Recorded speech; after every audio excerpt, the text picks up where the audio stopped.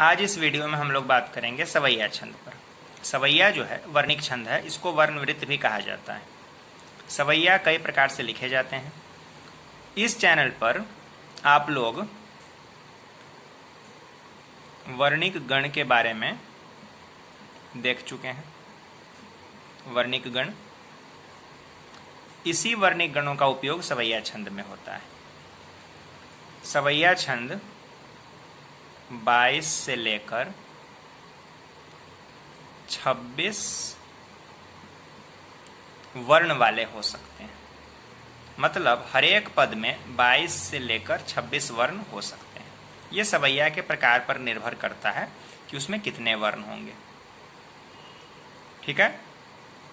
अब इसको लिखने का जो तरीका है वो सवैया के प्रकार के अनुसार अलग अलग हो सकता है।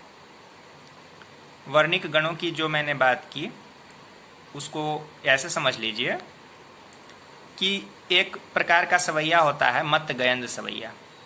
तो उसमें भगण यानी 2 1 1 इस क्रम की 7 आवृत्तियां रखी जाती है, यानी 7 भगण उसमें होते हैं। और उसके बाद पद के अंत में 2 गुरु जोड़ दिए जाते हैं। तो ये हो गया आपका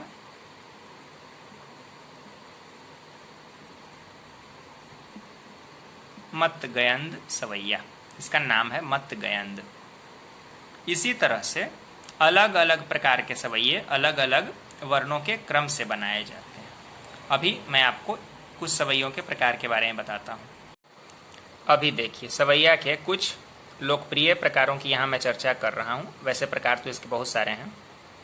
मदिरा सवैया जो है 7 भगण और 1 गुरु की आवृत्ति से बनता है। मतलब इसके हर एक पद में, 4 पदों का ये छंद है, तो हर एक पद में 7 भगण होंगे और पद के अंत में 1 गुरु होगा।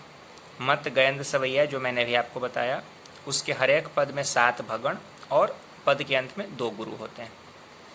तो ये दोनों तो भगण पर आधारित सवैये हुए। ये दोनों सगण पर आधारित सवैये हैं। दुर्मिल और सुंदरी नाम है। दुर्मिल सवैया 8 सगणों की आवृत्ति से बनता है। सुंदरी सवैया 8 सगण और पद के अंत में 1 गुरु की आवृत्ति से बनता है। अभी मैं उदाहरण दूंगा, सुंदरी सवैया का ही उदाहरण देता हूं मैं, क्योंकि आप एक सवैया को अगर लिखना समझ जाएंगे तो आप किसी भी सवैया को समझ जाएंगे कि हाँ, ये इसमें वर्णों को कैसे फिट करना है और वर्णों में आपको वर्णों का जो क्रम है उसमें शब्दों को आपको फिट कैसे करना है।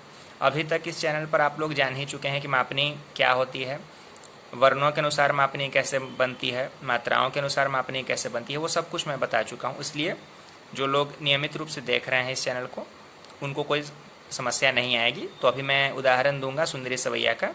मैंने सुंदरी सवैया में एक बाल रचना कुछ समय पहले की है, उसी को मैं आज उदाहरण में आपको दिखलाऊंगा। मैंने बाल रचना में इसलिए लिखा क्योंकि लोग सवैया छंद को थोड़ा कठिन छंद मानते हैं।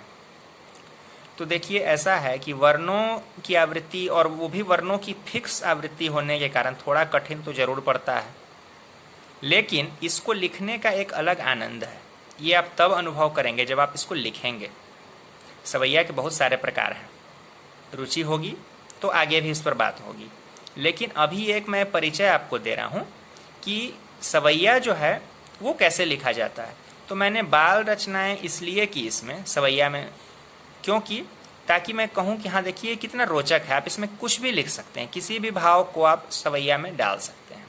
तो आइए हम लोग सुंदरी सवैया का उदाहरण देखते हैं कि उसमें 8 सगण और पद के अंत में 1 गुरु कैसे आया, और उस तरह से आप लोग सवैया को किसी भी तरह से किसी भी भाव में कैसे आप लोग लिख सकते हैं। आइए देखते हैं उदाहरण। यहाँ देखिए, सुंदरी सवैया के 2 पद आपके सामने हैं। यहाँ से यहाँ तक उसका 1 पद है, यहाँ से यहाँ तक ये दूसरा पद है। ठीक है। तो 4 पदों का होता है। 2 पद मैंने आपको समझाने के लिए यहाँ लिखे हैं, आप लोग 4 पद लिखिएगा। 2-2 पदों में तुक होता है। अब देखिए, सुंदरी सवैया में जैसा कि अभी आप लोगों ने देखा 8 सगण होते हैं और पद के अंत में 1 गुरु होता है। तो यहाँ इन दोनों पदों में हम लोग देखेंगे कि 8 सगण और पद के अंत में एक गुरु कैसे आए। ये देखिए, गिनिए। पहले तो इस कविता को पाठ कीजिए, बाल रचना है जैसा कि मैंने अभी आपको कहा। मुनिया चूहिया सबसे मिल के रहती, करती न कभी मन मानी, वन के पशु भी खुश थे उससे, कहते हम बालक हैं तुम नानी। तो ये एक बच्चों वाली रचना हुई, पूरी रचना है, यहाँ पर मैं 2 ही पद लिख रहा हूँ। तो अब देखिए, इसमें 8 सगण को गिनिए। सगण का मतलब आप लोग समझ चुके हैं, मैंने वर्णिक गण वाले वीडियो में चर्चा की है। सगण क्या होता है?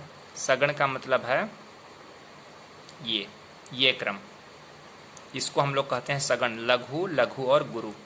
अब देखिए, इसको पहचानिए। इसमें 8 सगण और पद के अंत में गुरु। तो पहला सगण मुनिया, दूसरा चूहिया, सबसे मिलके, तो 4 सगण यहाँ हो गए। रहती, ये 5वां सगण। करती, ये 6ठा। न कभी, ये 7वां। म न मा, यहाँ तक हो गया आपका 8वां सगण। तो 8 सगण कंप्लीट हो गए। और ये जो पद के अंत में जो नी आया, इसमें बड़ी ई की मात्रा लगी हुई, तो ये गुरु है। न पर ये जो बड़ी ई की मात्रा लगी, इसके कारण ये गुरु हुआ। तो ये कंप्लीट हो गया 8 सगण और पद के अंत में गुरु। अब इस दूसरे पद में देखिए, वन के, यहाँ तक पहला सगण। पशु भी, दूसरा सगण। खुश थे, तीसरा। उससे, चौथा। कहते, 5वां। हम बा, यहाँ तक हो गया 6ठा। ल क हैं, 7वां सगण यहाँ आया। तू म ना, यहाँ तक हो गया 8वां सगण। और ये नी, पद के अंत का गुरु। तो 8 सगण और पद के अंत में गुरु। और तुक, जैसा मैंने कहा 2-2 पदों का होता है, तो यहाँ मन मानी और तुम नानी, तो मानी और नानी का बहुत अच्छा तुक हो गया यहाँ पर। तो इसी तरह से आपको सवैया में अपने शब्दों को फिट करना है। बहुत रोचक छंद होता है, आप इस पर प्रयास करेंगे और पहेली की तरह इसको हल करने की कोशिश करेंगे ना। जैसे कोई पहेली आपको दी जाती है कि उसको हल कीजिए, आप पहेली की तरह इसको हल कीजिए। एक एक छंद लिखिए, इसमें पहले एक छंद लिखना, एक पंक्ति लिखना सीखिए, फिर उस एक पंक्ति के अनुसार छंद को कंप्लीट कीजिए 4 पद लिखकर। देखिएगा, आपको बहुत अच्छा लगेगा। ठीक है। तो इस वीडियो में मैंने एक सवैया का जो परिचय दिया है, आशा है कि आप लोग इससे लाभ जरूर उठाएंगे।